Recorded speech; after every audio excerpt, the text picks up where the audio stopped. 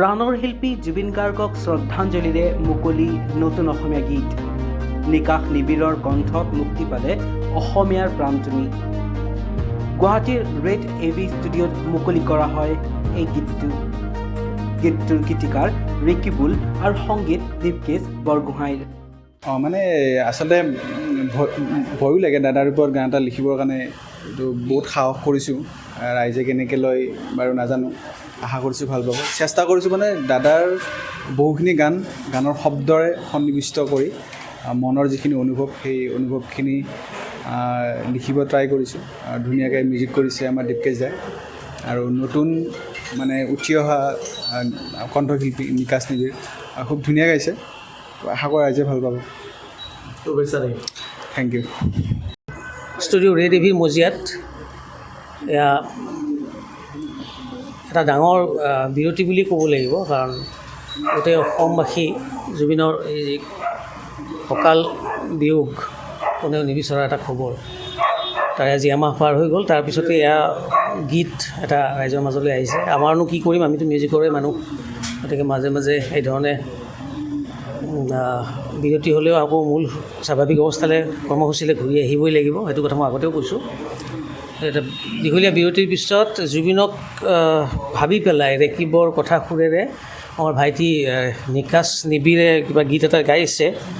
আজি তাৰ শুভ উন্মোচনৰ কাৰণে আমাকো মাতিছে, নিমন্ত্ৰণ কৰিছে।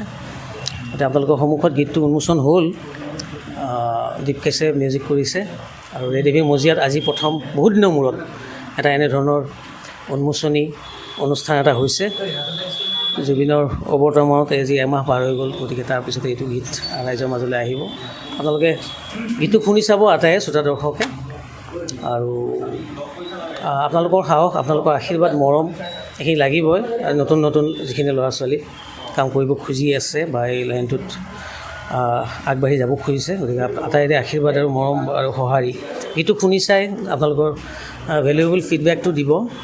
তেওঁলোকে সেইখিনি পালে নিশ্চয় আশীৰ্বাদ কৰা যেন হ'ব, নতুন প্ৰতিভাই আগবাঢ়ি যাব।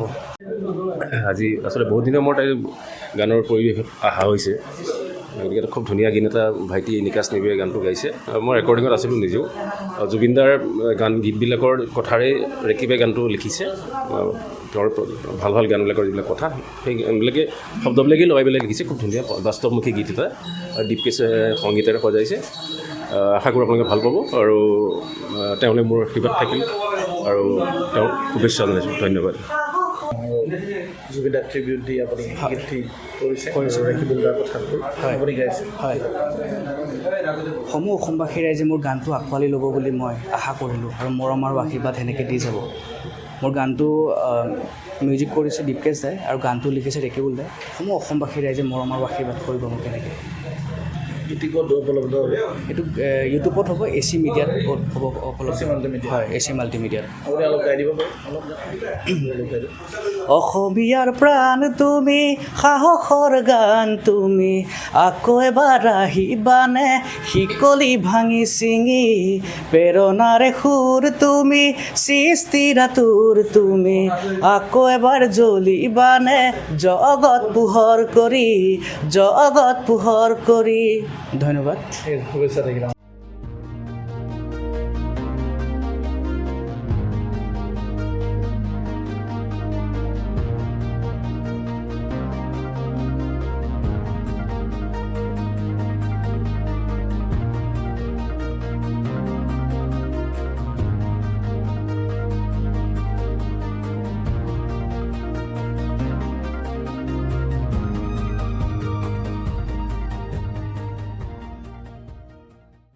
Stay informed, stay ahead. News NE 365.